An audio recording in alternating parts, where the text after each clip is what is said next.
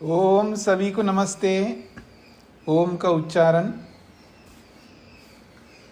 ओम।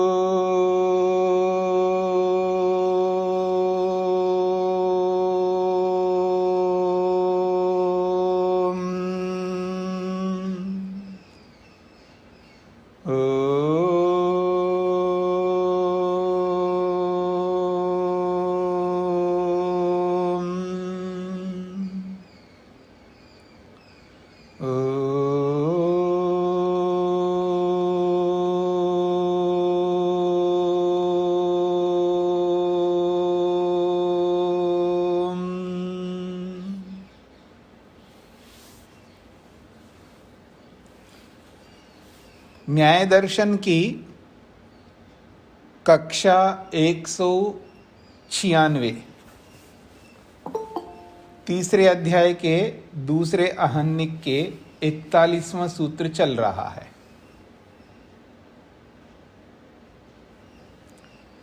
पृष्ठ संख्या 202। एक साथ अनेक स्मृतियों के न होने के पीछे एक साथ अनेक स्मृतियों के कारणों का न होना ये कारण है।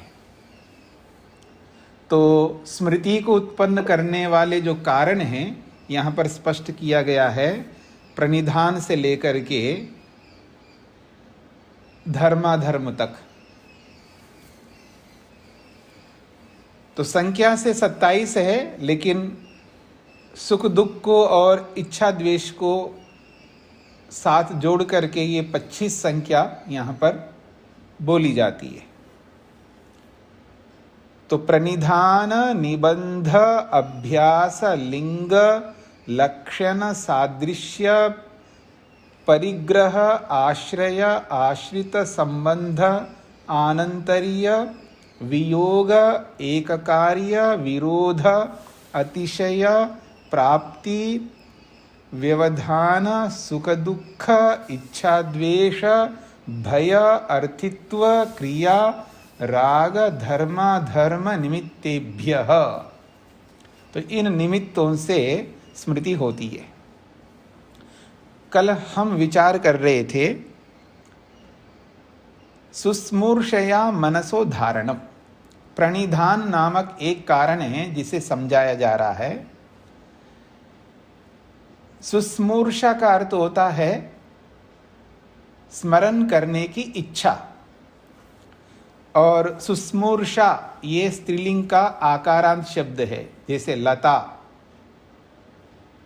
तो लता आकारांत शब्द है और उसकी तृतीय विभक्ति लतया बनेगा।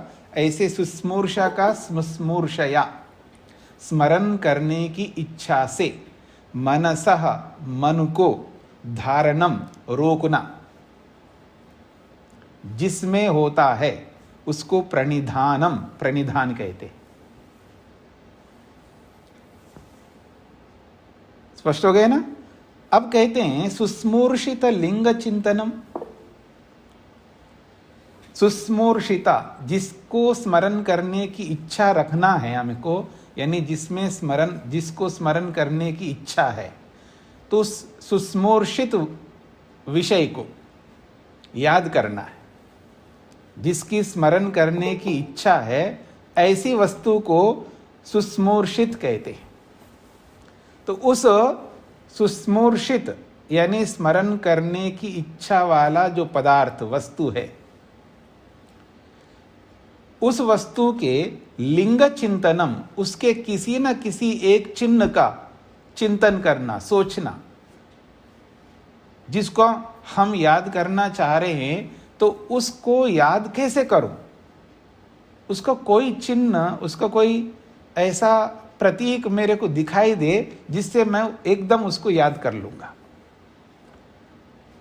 उसको याद दिलाने का कोई ना कोई एक सिंबल, चिन्ह, कोई ना कोई एक ऐसा मेरे को समझ में आ जाए, याद आ जाए, तो उससे मेरे को एकदम याद आ जाएगा। स्पष्ट हो रहा है ना आप लोगों को। तो याद करने की इच्छा जिस वस्तु की हो रही है, उस वस्तु के उस वस्तु को सुस्मूर्षिता कहते हैं। तो उस याद करने वाले वस्तु के लिंग, उसका कोई लिंग, कोई चिन्ह, कोई सिंबल, उसको लेकर के चिंतनम, विचारना, क्या थी वो वस्तु। मेरे को ऐसा लग रहा था वो वस्तु जो है ना, शायद हाँ अमृत की तरह दिखता है। अच्छा, अमरूद तो बड़े बड़े भी होते आजकल, बड़े बड़े 1-1 किलो, पता नहीं इतने आधा किलो के एक अमरूद लोगों ने हाइब्रिड करके हर चीज को बदल दिया है। पर वो क्या बेर की तरह भी नहीं दिख रहा है। ऐसा कोई उसके बारे में सोचते जाना, चिंतन करते जाना, कोई ऐसा चिन्ह दिखना चाहिए, वो क्या था, उसको किस तरह समझो। तो उसके बारे में ऐसा सोचते जाना तो कोई ना कोई चिन्ह मिल जाएगा हमको। फिर चिन्ह मिलते ही अर्थ स्मृति ही, अब उस अर्थ का, वो स्मृति का कारण बनेगा वो चिन्ह। अर्थ स्मृति कारणम, उस अर्थ का, उस वस्तु की स्मृति का वो कारण बन जाएगा। तो इसको कहते प्रणिधान। तो प्रणिधान से हमें स्मरण होता है या याद करते हैं। तो प्रणिधान एक कारण है। ये बात स्पष्ट हो रही है आप लोगों को? स्वामी जी आवाज नहीं आ रही है। नहीं आ रही तो ये आपका आवाज बिल्कुल नहीं आ रही है। ये आपके नेट का प्रॉब्लम होगा। बाकियों को आ रहा है ना जी? आ रही है मेरी आवाज? हाँ, सबको आ रही है। आपको नहीं आ रही है तो आपके नेटवर्क में प्रॉब्लम है। तो ये है प्रणिधान नामक कारण।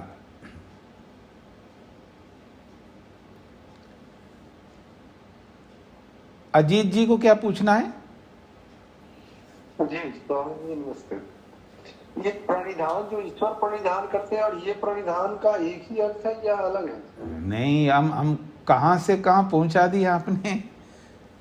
बस वही अभी जो याद करने वाली बात रही वही स्मृति में आ रहा है। देखिए, उसमें प्रणिधान शब्द तो दोनों में एक जैसा है, लेकिन यहाँ प्रणिधान ही केवल प्रयोग है। वहाँ ईश्वर प्रणिधान है, तो वहाँ ईश्वर को याद करना है।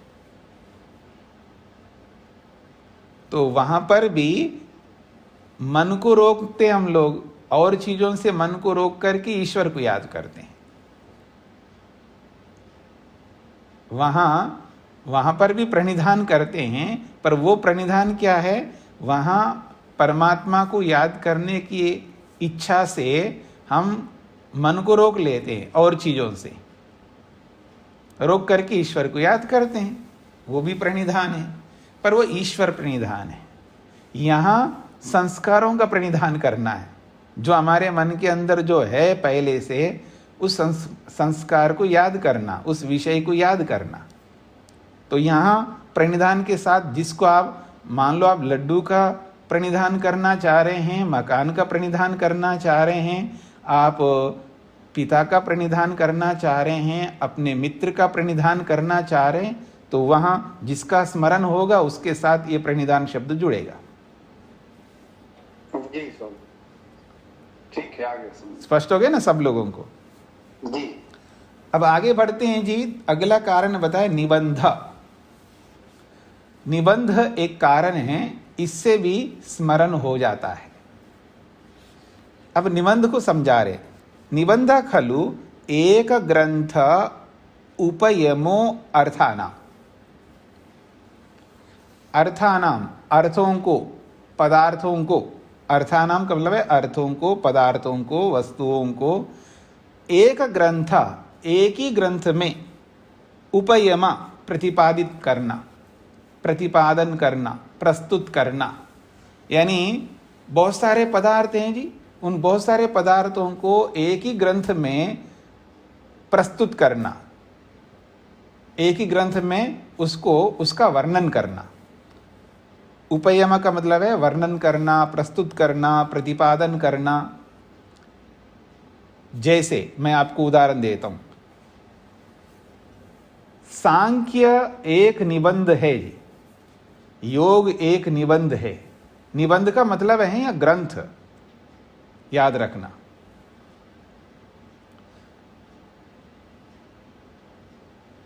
और आप लोग भी परीक्षाओं में इधर उधर कुछ तो निबंध लिखे ही होंगे ना, वो निबंध अलग है। वहाँ निबंध भी इसी अर्थ को थोड़ा लिया हुआ है। वहाँ पर बहुत सारे विषयों को, बहुत सारे क्योंकि बहुत सारे पात्र होते हैं ना, आप किसी के ऊपर निबंध लिखते हो, यानी मान लीजिएगा आप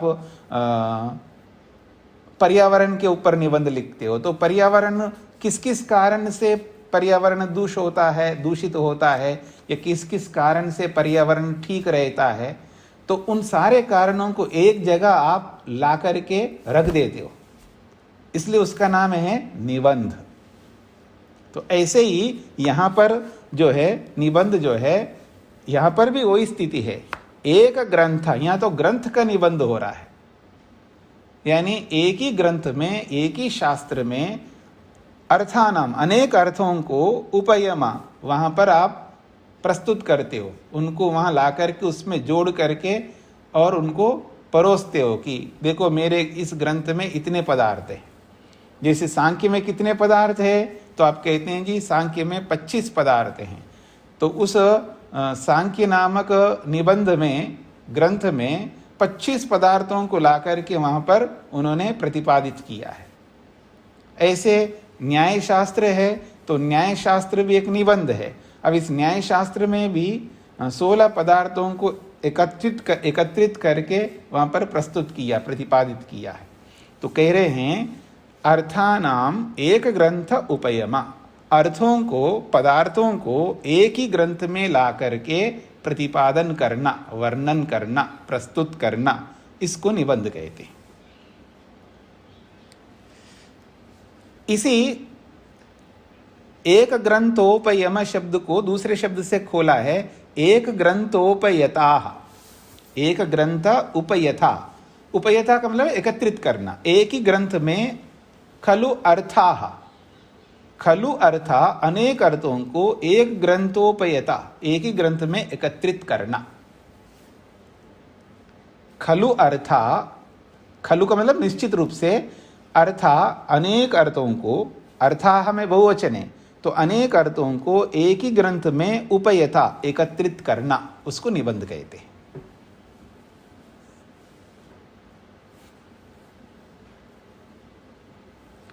अब अनेक पदार्थों को आपने एक ही ग्रंथ में ला करके एकत्रित कर दिया है। अब वो जो अनेक पदार्थ हैं, उन अनेक पदार्थों को आपको चाहे वो क्रम से ला करके या बिना क्रम से, एक पदार्थ दूसरे पदार्थ को आपको याद दिला देगा। जैसे आप इसी न्याय दर्शन में देखिएगा, तो इस न्याय दर्शन एक निबंध है, इस निबंध में 16 पदार्थों को आपने एकत्रित किया है। जैसे मैं प्रमाण बोलूंगा तो आपको प्रमेय की स्मृति आ जाएगी, या तो क्रम से आप स्मृति लाओगे, प्रमाण, प्रमेय, संशय, प्रयोजन, जो भी आप बोलते जाओगे याद कर करके, तो ये क्रम से याद कर सकते हो अथवा बिना क्रम से। बिना क्रम से भी, जैसे आप लोगों को बोलूंगा यहाँ जी 16 पदार्थ याद है जी, सुना दो, सुना देंगे। तो आप में से तो क्रम से याद कर करके सुनाते हैं, और आप में से कोई ऐसे भी होंगे जो बिना क्रम के इधर का उधर, उधर का इधर करके बस सुना देंगे 16, लेकिन वो बिना क्रम के सुना देंगे। तो एक पदार्थ दूसरे पदार्थ को स्मरण दिलाता है। तो ये निबंध जो है, ये याद दिलाने का कारण बनता है। स्पष्ट हो गया आप लोगों को? अब कह रहे हैं अन्योन्य स्मृति हेतवा, अर्थात ये जो अर्थ है, पदार्थ है, अन्य स्मृति हेतवा, एक दूसरे के स्मृति का कारण बनते हैं। क्योंकि एक ही ग्रंथ में हो, चाहे 16 हो या 25 हो, या आप 50 रख दो या जितनी भी रख दो आप ग्रंथ में, वो एक दूसरे के वो याद करने के कारण बनते हैं। कैसे बनते हैं? आनुपूर्व्येण या तो आनुपूर्व्य, आनुपूर्व्य कहते हैं क्रम से, जैसे उस शास्त्र में जिस क्रम से उन पदार्थों को रखा उस क्रम को आनुपूर्व्य कहते हैं। इतरथा, इतरथा का मतलब है बिना क्रम से। तो कह रहे हैं अर्था अन्योन्य स्मृति हेतवा, तो उस ग्रंथ में जितने अर्थ है वो अर्थ एक दूसरे के स्मृति का कारण बनते हैं। आनुपूर्व्येन क्रम से इतरथा वा भवन्ति, या बिना क्रम से वो स्मरण के कारण भवन्ति, बनते हैं।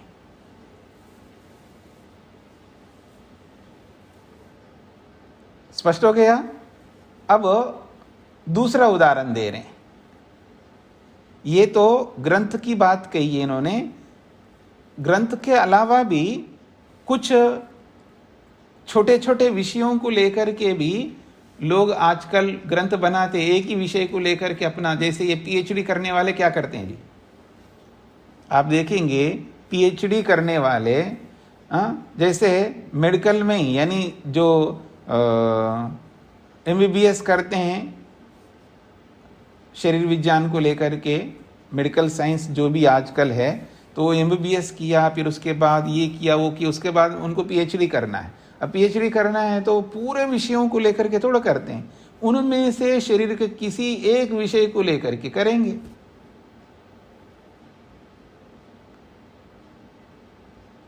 ऐसे ही इंजीनियरिंग में अगर पीएचडी करते हैं कोई व्यक्ति, तो इंजीनियरिंग के सारे विषयों को नहीं लेंगे ना, वो भी जिस फैकल्टी में वो इंजीनियरिंग करता है उसी फैकल्टी के अंदर भी बहुत सारे विषय होते हैं, उनमें से किसी एक विषय को लेकर के फिर वो पीएचडी करेगा, ऐसा। ठीक है, इसी प्रकार कोई मान लीजिए व्याकरण में पीएचडी करना चाहता है, तो व्याकरण तो बहुत विशाल ग्रंथ है, उसमें से किसी एक विषय को लेकर के, तद्धित को लेकर के वो पीएचडी कर सकता है, या वो कृदंत को लेकर के पीएचडी कर सकता है। वो ऐसे अलग अलग विषय हैं व्याकरण में, तो समास को लेकर के वो पीएचडी कर सकता है, संधियों को लेकर के पीएचडी कर सकता है। स्पष्ट हो रहा है ना आप लोगों को? ऐसा तो ऐसे ही एक उदाहरण दिया इन्होंने, धारणा शास्त्र कृतः वा, वा का मतलब अथवा, अथवा हम पूरे ग्रंथ को ना लेकर के छोटे छोटे विषय होते हैं जो उनको भेद करके वो भी एक शास्त्र बना देते हैं उसको। जैसा भी पीएचडी करने वाले जो है ना, एक ही विषय के अंदर किसी ना किसी एक उपविषय लेकर के उसका ही एक शास्त्र बना देते, थीसिस बना देते हैं। तो ऐसे ही एक थीसिस रख दिया है जी यहाँ पर आपकी भाषा में, धारणा शास्त्र। धारणा शास्त्र का मतलब है जैसे धारण करने का शास्त्र।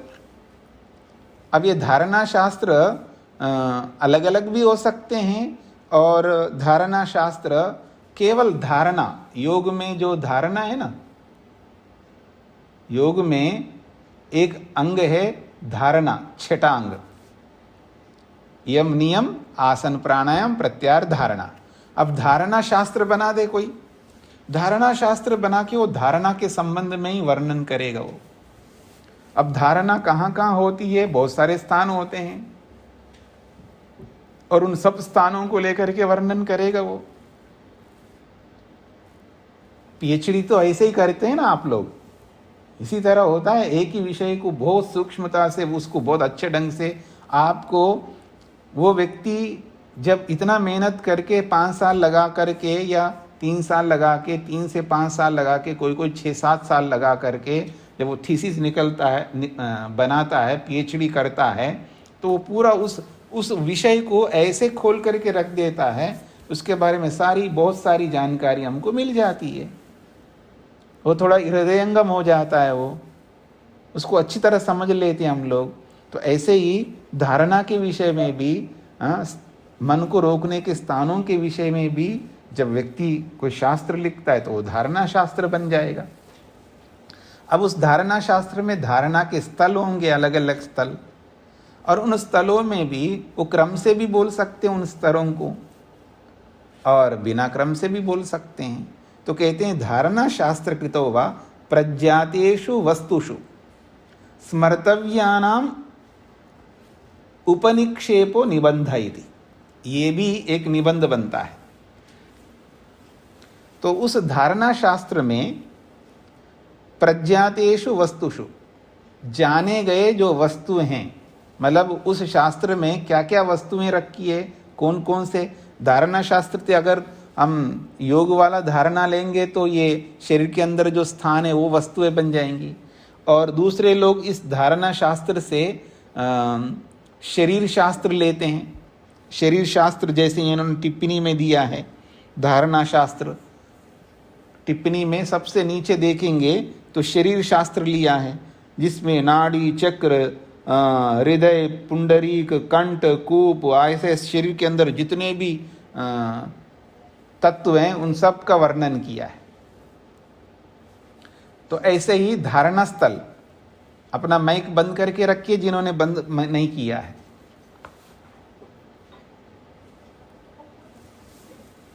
तो धारणा शास्त्र जो होता है वो कोई किसी भी शास्त्र को धारणा शास्त्र के रूप में प्रस्तुत कर सकता है, कोई योग शास्त्र के अंतर्गत जो धारणा है उसको लेकर के भी धारणा शास्त्र बना सकता है।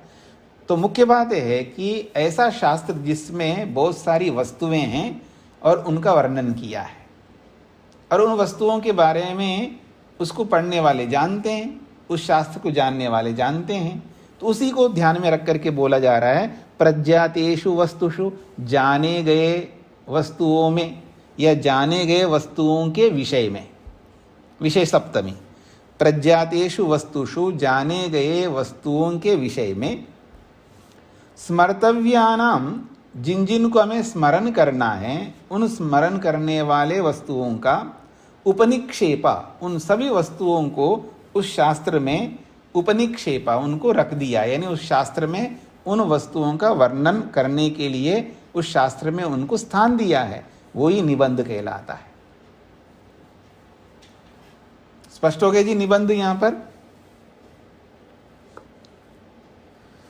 अब उस निबंध में, उस शास्त्र में जो वस्तुएं रखी गई है, अर्थात क्रम से रखा हो या हम लोग यानी क्रम से ही रखेंगे वहां पर, तो अब उन वस्तुओं को याद करना है, हमको याद करना है। तो हाँ जी, उदाहरण के लिए जैसे मैं ब्रिकुटी से ले लूं या ऊपर मस्तक से ब्रह्मरंध्र से ले लूं, याद हो, चलिए ठीक है, ब्रह्मरंध्र है ये ऊपर, वहाँ उसके बाद मस्तक ले लूं, मस्तक के बाद ब्रिकुटी ले लूं, उसके बाद नासिका अग्रभाग ले लूं, उसके बाद में जो है जिह्वा का अग्रभाग ले लूं, उसके बाद कंठ ले लूं, उसके बाद जो भी आप हृदय के नाम से जो बोलते हैं वो ले लूं, फिर नाभि ले लूं, ऐसा। तो धारणा के बहुत सारे स्थल है, इतना ही नहीं है। हाँ, सुषुम्ना नाड़ी है, पिंगला नाड़ी है, हाँ, और ऐसी नाड़ी है, वहाँ पर भी मन को एकाग्र करके वहाँ पर ध्यान करने की बात करते हैं ऋषि। तो ऐसे जितने भी स्थान हैं तो वो उन सब स्थानों को उस ग्रंथ में रखा है। अब उन स्थानों को हम समझते हैं, मतलब उस शास्त्र को पढ़ने वाले सभी स्थानों को जानता है।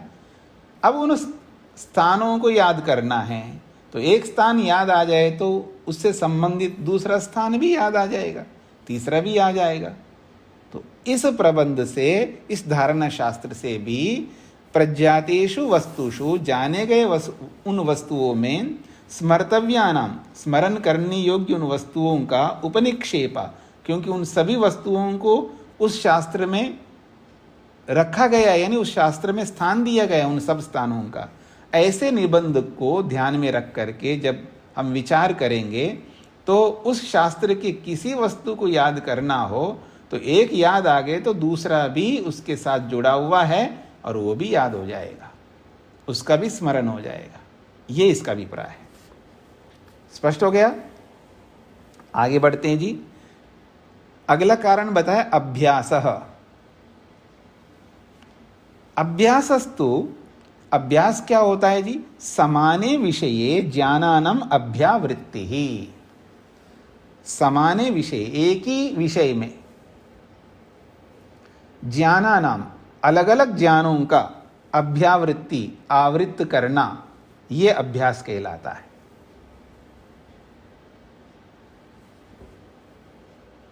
स्पष्ट हो रहा है जी? जैसे मैं आपको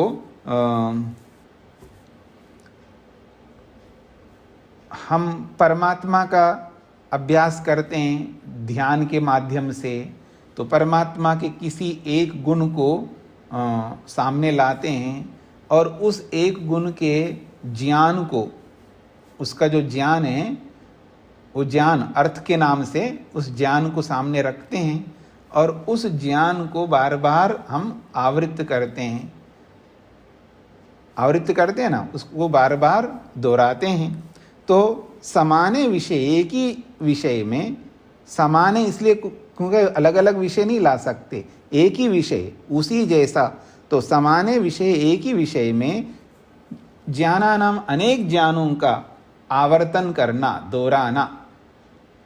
जैसे देखिएगा, ओम, ये तो शब्द हो गया, यहाँ शब्द का विषय नहीं है, लेकिन जब ओम बोलते हैं हम शब्द, उसका ज्ञान है। सर्वरक्षक मान लो ले रहे हैं आप, तो सर्वरक्षक ज्ञान आपको हो रहा है, फिर दोबारा आप सर्वरक्षक ज्ञानी करोगे, दोबारा भी सर्वरक्षक ज्ञान करोगे, ऐसे अनेक ज्ञान करते जा रहे हो ना आप, तो अनेक ज्ञानों की आवृत्ति हो रही वहाँ पर, और समान विषय, एक ही वस्तु के विषय में।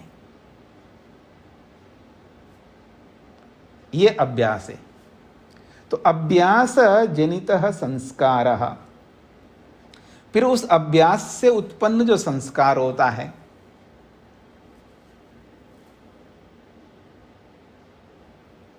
वो जो अभ्यास से जो संस्कार बनता है, बार बार अभ्यास करते जा रहे ना उसका, तो अभ्यास जनिता, अभ्यास से उत्पन्न संस्कार, आत्मगुणो अभ्यास शब्देन उच्यते। अब ये जो संस्कार है ये किसका गुण है? आत्मगुण है।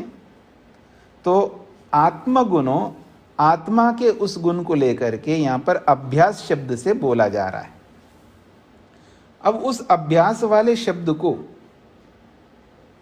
आपको सामने, अभ्यास वाला शब्द आपके सामने आ जाए तो स्मृति हेतु, वो स्मृति का, सच स्मृति हेतु, वो अभ्यास जो है, सच का मतलब वो अभ्यास स्मृति हेतु, स्मृति का कारण बनता है।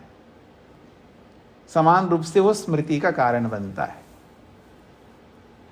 अर्थात मान लीजिएगा वो संस्कार आपके अंदर है, या तो सर्वरक्षक का है, या न्यायकारी का है, या कोई भी, ये तो ईश्वर संबंधी बोला है, आप लौकिक संबंधी कोई भी किसी भी विषय का आप ले लीजिएगा, उसको हम बार बार अभ्यास करते हैं उसके बारे में, तो वो अभ्यास वाला जो शब्द है, वो शब्द आते ही उसके बारे में हमको स्मृति उत्पन्न हो जाएगी। जिस क्रिया को आप बार बार करते हैं, या जिस वस्तु को बार बार आप दोहराते हैं, या किसी भी विषय को आप बार बार दोहराते हैं, तो अब उसका संस्कार बना हुआ है। वो शब्द आते ही उसका संस्कार आपको याद आ जाएगा, उस वस्तु से संबंधित संस्कार। तो इसलिए कह रहे हैं अभ्यास भी हमें स्मृति को दिलाने वाला होता है, याद दिलाने वाला होता है।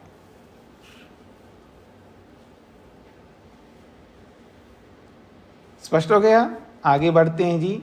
लिंगम, लिंग भी एक बहुत बड़ा कारण है जो हमें याद दिलाने का कारण बनता है। लिंगम पुनः, और ये लिंग भी एक नहीं होता है, कह रहे हैं संयोगी, समवायी, एकार्थ समवायी, विरोधी च। कहते हैं एक संयोगी होता है, संयोगी, एक होता है समवायी, और एक होता है एकार्थ समवायी, और एक होता है विरोधी।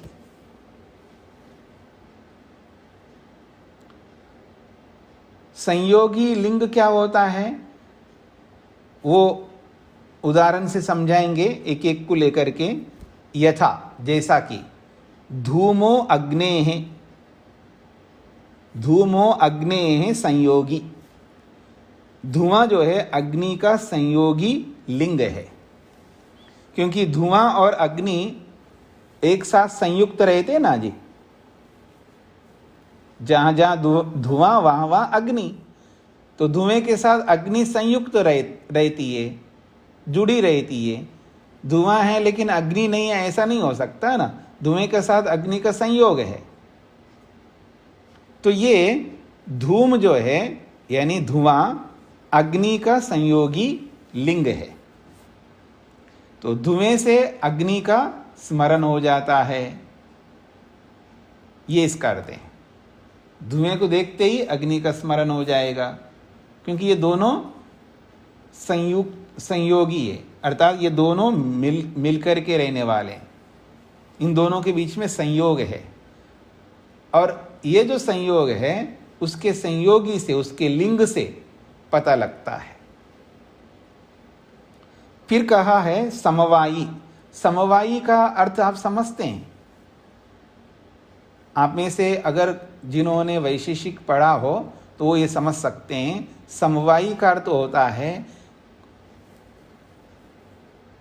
जो किसी को अपने में धारण करने का सामर्थ्य रखता हो, उसको समवायी कहते हैं।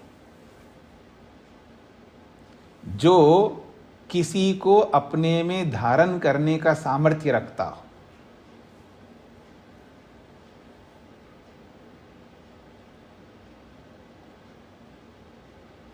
उसको समवायी कहते हैं।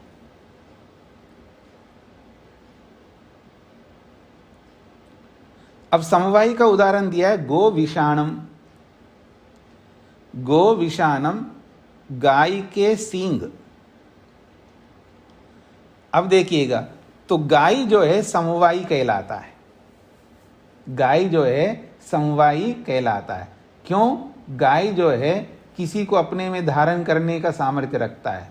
तो किसको धारण कर रहा है जी? सींगों को।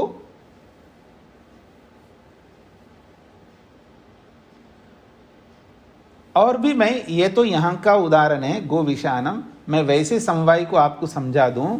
समवायी उसको कहते हैं जो किसी को धारण करे, वो समवायी है। तो कौन धारण कर सकता है वो भी बता देता हूं।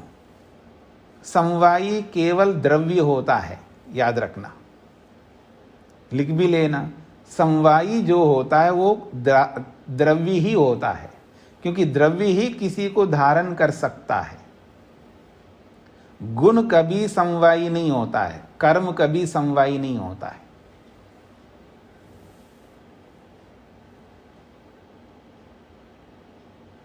क्यों नहीं होते ये? क्योंकि वो स्वयं जो है किसी के आश्रित रहते हैं। जो स्वयं किसी के आश्रित रहे वो किसको, किसी और को कैसे धारण करेंगे? हाँ जी, मैं आपके घर में आके रुक रहा हूं, मैं आपके आश्रित हूं। अब कोई मेरे को कहे जी आप मेरे को जगह दे दो ना। अरे मैं कैसे जगह दूंगा जी, मेरे को किसी ने जगह दिया हुआ है, मैं तो उनके आश्रित हूं। आपको भी रुकना है तो उनसे आप पूछो। स्पष्ट हो रहा है जी? मेरे को देख करके किसी और बाबा ने कह दिया, और सन्यासी ने, जी आप जहां रुके हो ना जी मेरे को भी रुकवा लो। मैं नहीं रुकवा सकता हूं, मैं किसी के आश्रित हूं। अगर आपको रुकना है तो आपको पूछना है उनसे। स्पष्ट हो रहा है ना? तो जो स्वयं पराश्रित है वो दूसरे को कहां से सहारा देंगे? तो ऐसे ही गुण स्वयं जो है द्रव्य के आश्रित रहता है, तो वो गुण किसी को धारण नहीं कर सकता। कर्म भी स्वयं दूसरे के आश्रित रहता है, वो द्रव्य के आश्रित रहता है, इसलिए कर्म भी किसी को धारण नहीं कर सकता, गुण भी नहीं कर सकता, द्रव्य ही कर सकता है। तो जो किसी को धारण करे का मतलब है किसी गुण को धारण करे, किसी क्रिया को धारण करे, उसको समवायी कहते हैं। और व्यापक परिभाषा अगर मैं बोलूं, समवायी उसको कहते हैं जो गुण को धारण करे, वो समवायी। ये व्यापक परिभाषा है, इसमें व्यभिचार नहीं होगा, याद रखना। मैंने क्या कहा है जी? हाँ, मैं आपको बोल सकता हूं आप व्यभिचार कर रहे हो। हाँ, व्यभिचार का मतलब बदल रहे हो अपनी बात को, इसका ये मतलब होता है, याद रखना। मैंने आप लोगों को व्यभिचार शब्द को लेकर के बहुत समझाया है, और आपको फिर भी नहीं समझ में आया तो हमारा जो न्याय दर्शन दूसरी क्लास चल रही है, उसके कल के पाठ को आप सुन लेना। आज का नहीं, कल के पाठ को सुन लेना, तो आपको व्यभिचार शब्द का और हृदयंगम हो जाएगा, व्यभिचार होता क्या है। ठीक है जी। तो व्यभिचार का मतलब होता है बदलना, ये याद रखना। व्यभिचार शब्द का अर्थ होता है बदलना, बदलने वाला नहीं होना चाहिए। ठीक है ना। और आप भी ना बदलें। पहले तो आप कुछ बोल रहे थे, अब बदल के कुछ और बोलने लगे, तो मैं आपको कहूंगा आप व्यभिचार कर रहे हो, आप व्यभिचार मत करो। हाँ, ये इसका अर्थ है। तो व्यभिचार शब्द बहुत व्यापक है, ये सब जगह लागू होता है। ये रजवीरी के संदर्भ में भी लागू होता है, और बोलचाल में भी लागू होता है, और पता नहीं सब जगह व्यापक है ये व्यभिचार शब्द। लेकिन रूढ़ हो गया है लोक में, रूढ़ी अर्थ को लिया जाता है। यहाँ यौगिक अर्थ है, बस इतना अर्थ समझ लीजिएगा। तो क्या बोल रहा था, जो गुण को धारण करे वो समवायी है। अब इसमें कोई व्यभिचार नहीं होता है। मैं ये कहूं जो क्रिया को धारण करे वो समवायी है, इसमें व्यभिचार हो सकता है, होता ही है। क्योंकि जो जो द्रव्य क्रिया को, कर्म को तो धारण कर सकते हैं उनमें तो लागू होगा, लेकिन जो द्रव्य कर्म को धारण ही नहीं करता उसमें लागू नहीं होगा। फिर स्पष्ट हो रहा है। जैसे मैं कहूं आकाश, या मैं कहूं परमात्मा, आकाश में क्रिया नहीं होती है, इसलिए वो कर्म को धारण नहीं कर सकता। मैंने क्या बोला, आकाश में क्रिया नहीं होती है। अब ये मेरे शब्द को आप गलत अर्थ मत लेना। आकाश में क्रिया नहीं होती का मतलब है आकाश स्वयं क्रिया नहीं करता, इसका यह अभिप्राय है। दूसरी वस्तुएं उसमें आ रही, चल रही, क्योंकि वो तो स्थान देता है आकाश दूसरी वस्तुओं को, वो तो आएंगे जा रहे हैं, तो क्रिया उनकी है ना, आकाश की नहीं है वो क्रिया। आकाश खुद चलता है क्या, स्वयं क्रिया करता है क्या आकाश? क्या परमात्मा स्वयं क्रिया करता है क्या? वो दूसरों को क्रिया देता है, वो अलग बात है, पर स्वयं में क्रिया नहीं है ना। परमात्मा में स्वयं क्रिया नहीं कर सकता, परमात्मा में सामर्थ्य नहीं है। देखो कमी दिखा रहा हूं मैं आपको, ये कमी नहीं बोलते इसको, वैसे लोगों ने कमी दिखाने लगते हैं ना, जिसमें कोई दोष दिखते नहीं उसमें भी कमी निकालने लगते लोग। तो परमात्मा स्वयं क्रिया नहीं करता। अगर मैं आपसे किसी से पूछूं कि वो स्वयं क्रिया क्यों नहीं कर सकता, इसलिए नहीं कर सकता कोई खाली स्पेस जगह ही नहीं है ना जहां क्रिया कर सके। वो सब जगह पहले से ही है, वो कैसे क्रिया करेगा? आकाश भी ऐसा ही है, तो इसलिए ये क्रिया को धारण नहीं कर सकते। तो इसलिए मैं ऐसी परिभाषा रखूं, मैं का मतलब है कोई परिभाषा रखने। हाँ जी, इस बार कैलेंडर नहीं आए।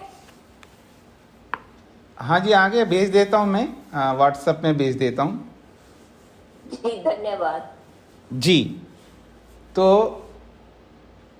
ये कहना चाह रहे हैं एकार्थ समवायी। एकार्थ समवायी कैसा होता है, तो उदाहरण देखिएगा। उदाहरण दिया है, पाणी ही पादस्य। पाणी ही पादस्य, पाणी कहते हैं हाथ को, और पादस्य ये पांव।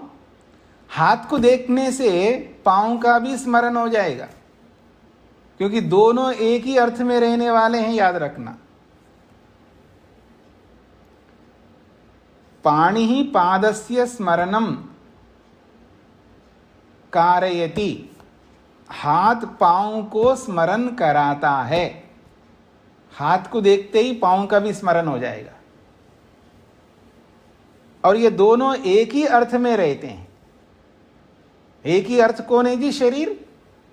तो एक शरीर रूपी अर्थ में ये दोनों रहते हैं और अविनाभाव संबंध से रहते हैं, इनको हम अलग नहीं कर सकते। इसको एकार समवाय कहते हैं।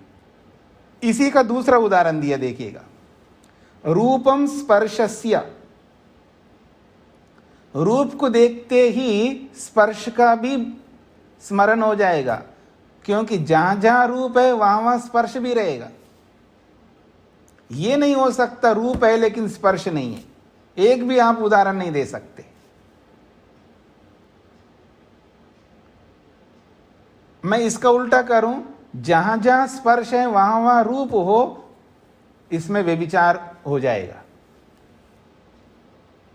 क्या बोला है जी मैंने? जहां जहां स्पर्श हो वहां वहां रूप हो, इसमें व्यभिचार होगा। कुछ में मिलेगा, कुछ में नहीं मिलेगा। पृथ्वी में स्पर्श है तो रूप मिलेगा, जल में स्पर्श है तो रूप मिलेगा, अग्नि में स्पर्श है तो रूप मिलेगा, वायु में स्पर्श है तो रूप नहीं मिलेगा। तो जहां जहां स्पर्श है वहां वहां रूप है, ऐसा आप नहीं बोल सकते, क्योंकि ये एकार्थ समवायी नहीं है। स्पर्श गुण ऐसा नहीं है जो एकार्थ समवायी है, मतलब स्पर्श को लेकर के एकार्थ समवायी नहीं बना सकता।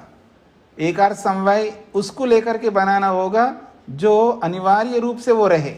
जैसे हाथ है या पांव को भी ले सकते हो,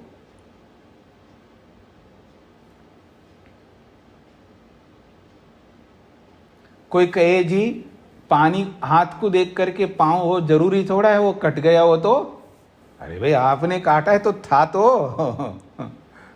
वो तो था, आपने काट दिया, किसी और ने काट दिया, पर था। हाँ, बुद्धि को ऐसा गलत डायरेक्शन में मत ले जाओ। तो रूप को देख करके स्पर्श का भी स्मरण होता है, ये एकार्थ समवायी है। अब दूसरा कहा विरोधी। विरोधी जो दो परस्पर एक दूसरे के विरुद्ध होते हैं ना, तो एक को देख करके दूसरे का भी पता लगता है। देखिए आप लोग दूसरे रूप में मत देखिएगा, मैं केवल आपको हंसाने के लिए बोल रहा हूं। सास को देखते ही तो क्या समझ में आएगा जी आपको? बहू, या बहू को देखते ही सास, ये विरोधी है। अब ये अलग बात है, कोई कोई सास बहू विरोधी ना हो, ये एक अलग बात है। अमूमन क्या होता है, विरोधी होते हैं। अच्छा, ये उदाहरण ना लेके मैं आपको और उदाहरण दे देता हूं कि सांप और नेवला, ये विरोधी है ना। तो सांप को देखते ही नेवले का स्मरण आ जाएगा, नेवले को देखते ही सांप का स्मरण आ जाएगा, तो ये विरोधी है।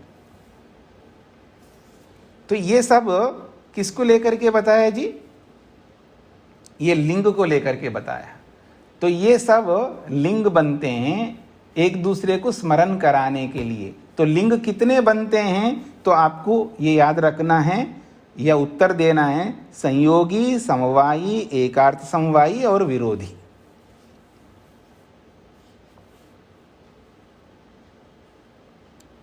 अब आगे बढ़िए।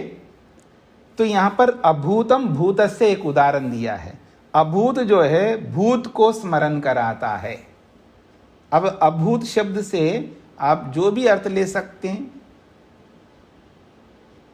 जो नहीं है उसको याद करो तो जो है उसका याद हो जाएगा, ये भी अभूत और भूत हो सकता है। और अभूत जो है भूतकाल को नहीं, अभूत जो है वर्तमान को ले सकते हो, और भूत को भूतकाल को ले सकते हो। ये दोनों एक दूसरे के विरोध है, अभूत और भूत। जैसे ऐसे समझ लीजिए विद्या और अविद्या, ये एक दूसरे के विरोधी है। तो विद्या को देखते ही अविद्या का स्मरण आता है, या अविद्या को देखते ही विद्या का स्मरण आता है। ये दोनों परस्पर विरोधी है। या आप यूं सही है, राग को देखते ही द्वेष का स्मरण आता है, द्वेष को देखते ही राग का स्मरण आता है। दोनों विरोधी है।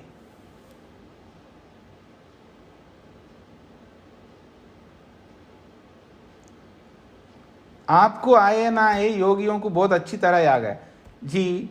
वैसे तो मैं गुस्सा नहीं करता हूँ, पर प्रेम करता हूँ, ऐसा बोलता है। ज़्यादा नहीं बोलूँगा।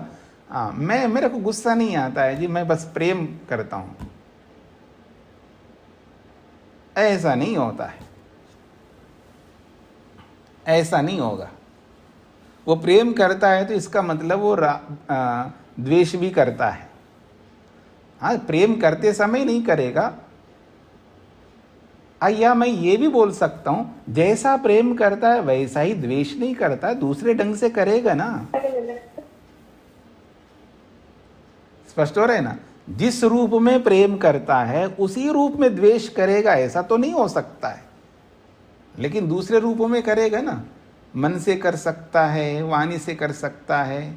प्रेम तो शरीर से कर रहा हो, मान लो वाणी से कर रहा हो तो मन से कर सकता है। द्वेष ऐसा नहीं हो सकता केवल प्रेम ही करे और द्वेष ना करे, ये हो नहीं सकता, ये असंभव है, ये याद रखना। हाँ, अगर कोई प्रेम कर रहा है तो वो द्वेष भी करेगा, कोई द्वेष कर रहा है तो वो प्रेम भी करेगा। और तो और यहां तक बोला है शास्त्र ने, पांचों में से एक भी उसके अंदर दिखता है तो समझ लेना पांचों हैं। अविद्या, अस्मिता, राग, द्वेष और अभिनिवेश, उन पांचों में से एक भी आपको किसी में दिखाई देता है तो समझ लेना पांचों बाकी और भी है। हाँ, ये हो सकता है, प्रतिशत का अंतर हो सकता है, या स्थूलता का अंतर हो सकता है। उसके अंदर वो स्थूल रूप में नहीं मिल सकते हैं, सूक्ष्म रूप में मिलेंगे। या आपको पकड़ में नहीं आ रहा है, आपकी बुद्धि में वो नहीं पकड़ में आ रहा है, ये हो सकता, लेकिन बिल्कुल नहीं है ऐसा नहीं कह सकते। एक के होने पर बाकी सब होंगे, ऐसा ही शास्त्र ये कहता है। यदि आप कहेंगे जी मेरे को बिल्कुल पैसे में कोई इंटरेस्ट नहीं, मैं पैसा रखता नहीं, पैसा चाहिए नहीं है, बस मेरे को ये लोकेशना है जी, बहुत ज़्यादा लोकेशना में मैं व्यस्त हूँ, उसी में आकंठ डूबा हुआ हूँ, मेरे को पैसे का कोई मतलब नहीं है। यानी वित्तेषणा है ही नहीं है, और पुत्रेषणा भी बिल्कुल नहीं है जी, बस लोकेशना है, ऐसा नहीं है। एक ऐषणा है तो बाकी दोनों ऐषणाएं भी है। प्रतिशत का अंतर हो सकता है, सूक्ष्मता स्थूलता का अंतर हो सकता है। ऐसा नहीं कि एक ऐषणा है तो बाकी ऐषणा नहीं है। हाँ, ये चीजें ऐसी हैं आदमी को एकदम समझ में नहीं आती है। बहुत सूक्ष्मता से समझने का प्रयत्न करेंगे तो पूरा चिट्टा खोल करके, जैसे किसी को दर्पण के सामने खड़ा कर देंगे तो सब दिखा देता है ना दर्पण, ऐसे ही दिखा देगा आपको। सूक्ष्मता चाहिए उसमें। तो आइए आगे बढ़िए। लक्षण को लेकर के बताया जा रहा है। लक्षणम का अर्थ यहां पर चिन्ह है। यहाँ लक्षण ये भी चिन्ह है, पर वो लिंग वाला चिन्ह नहीं है, अलग प्रकार का है। ये पारिभाषिक लक्षण है। ये जो लक्षण बताया है ये पारिभाषिक, वो जो पहले लिंग बताए ना वो भी चिन्ह है, पर वो अलग प्रकार का है। और ये लक्षण शब्द से एक अलग चिन्ह को बताया जा रहा है। ये सब लोग इसको जानेंगे नहीं, ये पारिभाषिक चिन्ह है लक्षण। तो पहले, आजकल भी लोग रखते होंगे, पहले भी एक प्रथा थी।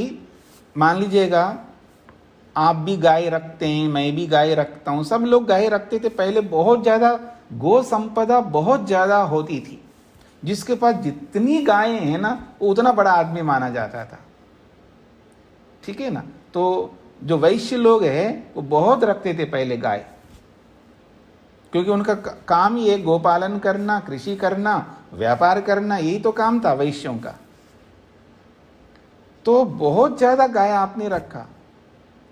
आप भी वैश्य है, मैं भी वैश्य हूं, तीसरा भी वैश्य है, चौथा भी वैश्य है, और गाय सब रख रहे हैं। अब इतनी गायें रहती हैं तो पता लग जाएगा। कैसे पता लगा जी? जैसे मिल जाए, खिचड़ी जैसा बन जाए, बाहर निकल के जंगलों में तो जाते हैं ना, तो इतनी गायों के बीच में अपनी गाय को पहचानना मुश्किल है। 2-4 है तो आप पहचानोगे, 100 है तो भी पहचानोगे, हजारों होंगे तो कैसे पहचानोगे? तो उसके लिए वो क्या करते थे, गाय के कान में या किसी एक स्थान पर कुछ ऐसा चिन्ह उसके ऊपर अंकित करते थे। अब उस चिन्ह को देख करके पता लगता है ये किसकी गाय है। ठीक है ना? तो ये वो लक्षण बताया जा रहा है। तो कह रहे हैं पशु अवयवस्थम गोत्रस्य स्मृति हेतु हो। पशु के अवयव में स्थित जो चिन्ह है वो चिन्ह गोत्रस्य स्मृति हेतु, गोत्र के स्मृति का कारण बनता है। अर्थात उस पशु का जो चिन्ह है उसको देखते ही ये किस गोत्र का, क्योंकि पहले गोत्र चलते थे, आज भी थोड़ा बहुत चलते हैं ना, पूछते हैं ना जी आप किस गोत्र के हो। आप में से कोई पूछते हैं किसी को? हाँ, आप तो उसी में लगे रहते हैं ना। आप उसी में का मतलब है ये कौन है जी? ब्राह्मण है, मतलब ये अब पता नहीं, जो आजकल जो नाम है मेरे को भी पता नहीं है, जो भी आपको समझ में आ गया होगा आपको, वही पूछते रहते हैं। गोत्र नहीं पूछते लोग, गोत्र नहीं पूछते, बाकी जो पूछते हैं जिसकी कोई आवश्यकता नहीं है। तो गोत्र जो है ना, अब आप गाय के चिन्ह को देखने से पता लगता है कि ये इस गोत्र का है, यानी भारद्वाज गोत्र, कश्यप गोत्र, ये गोत्र, ऐसा अलग अलग गोत्र चलते थे। तो पशु के अवयव पर स्थित जो चिन्ह है उसको देखने से गोत्रस्य स्मृति, वो गोत्र का स्मरण करने का कारण बनता है वो चिन्ह। अच्छा, ये इस गोत्र वाले का गाय है, तो इसलिए कहते हैं बिदानाम इदम, ये बिद नामक गोत्र का है। ये गर्गाणाम इदम, ये गर्ग गोत्र वालों की गाय है। ये बिद गोत्र वालों की गाय है। ये कश्यप गोत्र वालों की गाय है।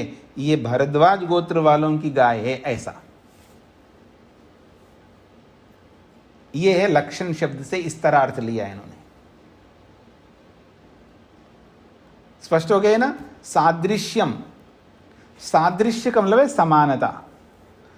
समानता से भी किसी की स्मृति हम कर लेते हैं, किसी को देख करके उस जैसा होगा दूसरा, उस दूसरे का स्मरण होगा। किसी को आप देखोगे, उसको देख करके ही आपको पता लगेगा अरे ये तो उसी के समान है, उसका याद आ जाएगा आपको।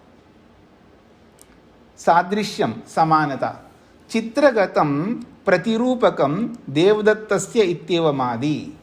चित्रगतम प्रतिरूपकम, हमने चित्र में किसी का प्रतिरूप देखते हैं, अर्थात जैसे आजकल फोटो होते हैं ना, फोटो में वो फोटो प्रतिरूप ही तो होता है ना, उस व्यक्ति का प्रतिरूप होता है वो। तो चित्र में किसी को देखा, देखते ही हमको किसी और आदमी का स्मरण आता है, ये भी वैसा ही दिख रहा है, तो उस व्यक्ति का स्मरण हो जाता है। तो यह है सादृश्यता, समानता से भी हम किसी को याद करते हैं। यहां देवदत्त उदाहरण दिया है कि चित्र में स्थित प्रतिरूप को देख करके देवदत्तस्य स्मरणम भवति, तो देवदत्त का स्मरण होता है। इत्येवमादि, इसी प्रकार और भी किसी का भी स्मरण कर सकते हैं। ये स्मरण करने का एक कारण है सादृश्य। अगली बात कही जा रही है परिग्रहात, परिग्रह से भी स्मरण होता है।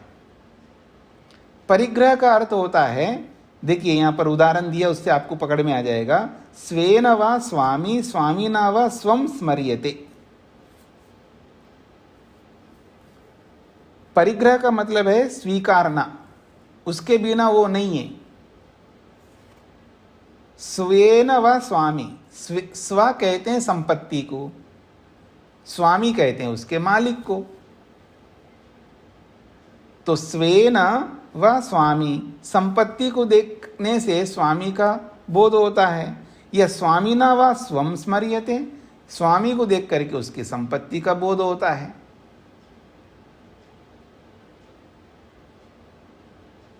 हाँ जी, मेरी ओर देखिएगा, अपना अपना मोबाइल दिखा है ना, अरे ये रिलायंस का है, तो उसके स्वामी का याद हो जाएगा। ठीक है ना? या जो भी है, स्व को देखने से उसके स्वामी का और स्वामी को देखने से उसकी संपत्ति का स्मरण हो जाएगा।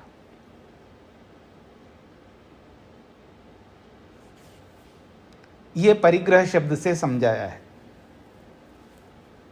स्व स्वामी संबंध होता है ना, स्व और स्वामी का परस्पर गहरा संबंध होता है, इसलिए एक को देखने से दूसरे का याद हो जाता है। अगला देखिए आश्रयात। आश्रयात, आश्रय को देखने से भी आश्रित का स्मरण हो जाता है। ग्रामण्य तद अधीनम संस्मरति। ग्रामण्य का मतलब है गांव के प्रधान। ग्रामण्य का मतलब है गांव का प्रधान। प्रधान को, सरपंच को देखते ही उस सरपंच के अधीन रहने वाले गांव वाले याद आते हैं, और उन गांव वालों को देखते ही सरपंच का याद हो जाएगा। यह आश्रय से होता है, इसलिए दोनों को लिया यहां पर, आश्रयात और आश्रितात्। ये दोनों अलग अलग कारण हैं। पहले में आश्रय को समझाया, ग्रामण्य तदधीनम स्मरति। गांव के प्रधान को, सरपंच को देखो तो उसके अधीन लोगों का स्मरण हो जाता है। फिर आश्रितात् का मतलब है आश्रितों को देखने से आश्रय वाले का स्मरण हो जाता है। तो कह रहे हैं आश्रितात्, आश्रित लोगों से भी स्मरण होता है। तद अधीनेन, उसके अधीन रहने वालों को देखने से ग्रामण्यमिति, सरपंच का स्मरण हो जाएगा। तो गांव वालों को देखने से उसका सरपंच याद आ जाएगा, सरपंच को देखने से उसके गांव वाले याद आ जाएंगे। ऐसे तो आश्रय से भी स्मृति होती है और आश्रित से भी स्मृति होती है। स्पष्ट हो रहा है ना आप लोगों को? ऐसे ही और भी कारण हैं, बाकी कारणों को हम आगे समझेंगे। कल अवकाश है तो हम आगे शनिवार को बचे हुए को समझने का प्रयत्न करेंगे। ओम शांति शांति शांति।